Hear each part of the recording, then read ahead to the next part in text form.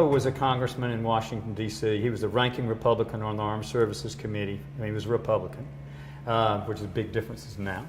Anyway, but the most important thing is that he would always, our coat of arms says to be rather than to appear to be. Esse quam videre est. To be rather than to appear. And so he always spoke, and he lived a life of integrity. And so my family has always believed that you do and live with that integrity. And wherever it takes you, you have to follow that. Okay, that's the pole star. That's the spirit of truth that you know. And so, I was an Eagle Scout. I was a medic. I've been involved and also been teaching for 34 years for the Department of Defense. And so I've always felt like, that you have to live your truth. And so regardless of where that takes you, inside yourself, win or lose, if you did what you know is right inside yourself, and my mother would always say to us, she'd say, be sure you're right, damn sure, then go ahead. If you're sure you're right, if you're being spoken to inside yourself, and you know that that's the right thing to do, then you follow it, okay? And so if there are people that feel, that they're being, because there's a strong forces in people's lives. There's forces of light and there are forces of darkness. And the forces of darkness is that of fear. Right. And the forces of fear are that is the fear of the unknown, the fear that I could lose, the fear that, what if, okay? And then the other side of that is, but is it right, okay? And the forces of light, many times, you think, okay, and that you're surrounded in all this darkness and negativity and anger and frustration, and that's this dark bubble that surrounds you. But if you think just one candle burns free in all that darkness, and you can still see your way, okay? Just complete darkness, but you light one candle and it penetrates all that darkness. So the point being is that inside yourself, okay, do I need to settle because of family issues, because I need that money right away, because, if I don't, okay, then my life is going to be totally turned upside down. Then you listen to your heart, okay? And for me, I knew that, and I spoke with my wife, okay, and Gary said, we've been through some tough times. She was living all the way over in living in South Korea while I was going through the hospital, okay, and she was having to climb up and down a mountain and feed our dogs, okay? And so, we knew we'd been through some tough times. And so this was just another issue that, that we felt like, okay, that we've got to do what we know is the right thing. And whether win or lose, we can believe in you, okay, because you've spoken to us the truth and you've told us, okay, the possibility of losing is this, all right? But if you lose, okay, then I'm going to do everything for you I can even after that. Right. All right? And that, the idea that if I don't win, then of course, I've still got your back. I'm still going to do everything I can for you.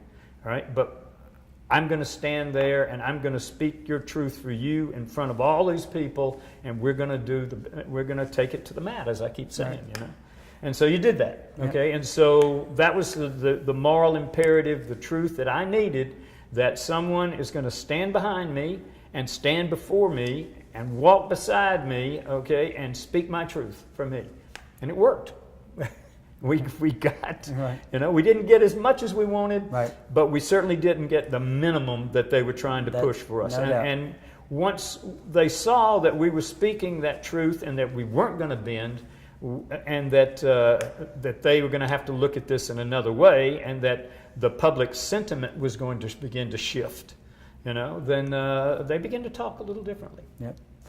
So it sounds like what Mr. Dickinson is saying to everybody that's paying attention to this, that's dealing with a similar situation, is that you've got to have that lodestar, that thing that you're able to focus on, that's grounded in right versus wrong, light versus darkness. Yeah, a spiritual center inside yourself that tells you, that guides you, okay, that whether you can settle because of your own circumstances, or whether you can and should, follow it as far as it should go. Now, I believe, okay, that you should always follow the truth, okay, and that you should pursue it to the nth degree, so that even if you lose, okay, inside yourself, you can live, you can be at peace, okay? Because if you didn't give it your best, if you didn't do everything you could possibly do, okay, then you're always going to have that little voice inside, but what if? But what if? That's right. And if you don't settle, okay, and you take it as far as it, you know, win or lose, we still would have been at peace with ourselves. Right. And that's the most critical thing, because in that silence of silence, in that time when you call your soul your own, and that time that you think about it and you'd say, you know, okay, it's been rough, all right, but I can live with this. I can live with myself because I know I did everything I could possibly do, and that karma, whatever you want to call it, the idea that as goes around comes around, right, that there's a balancing, okay, and that eventually, I don't know how, okay, for us, that's what I said, it took years, you know, and that we should have settled, but we said no, because it's not right. And so you've got to follow what you know inside yourself is right. And so if they've got somebody that's on you, like you've been with us, all right, that I'm willing to speak my truth and say this to everybody outside there, when you find somebody that has your back, that's willing to speak in your behalf, is willing to listen to your needs, is willing to be as empathetic as possible. And so if those people follow, you know, that the heart, okay? Because like I say, it's the difference between fear, all right, a fear-based mentality, and one of being an inner, I would say, the warrior, right, okay? And that warrior is one not of an egotistical or violence, but instead it's this idea of knowing that I'm going to follow what I know is right inside. And so that's what you do.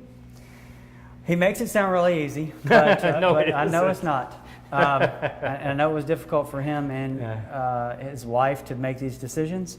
And you've been an inspiration, obviously, to the firm. You were inspiration to everybody on the other side of the case, all the lawyers on the other side of the case, save for one.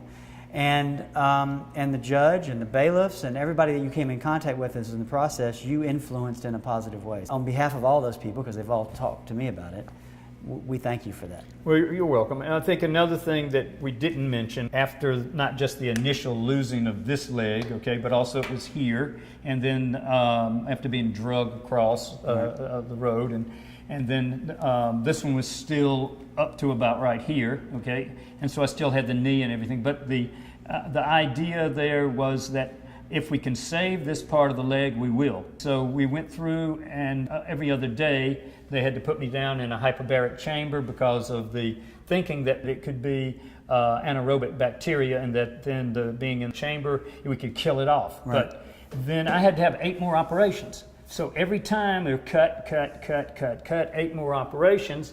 Each time the pain, the anguish and everything, it just sort of galvanized me more and more to, you know, after when you think about that, okay, is that, no, I'm not going to settle for, you know, also, well, we're not going to settle because also there is that emotional side of the pain and anguish, and that, so the idea of saying that, okay, we're going to just pay your bills, you know, your hospital bills, and just be satisfied with that. For me and for my wife and for my family, we said no. We're gonna push on.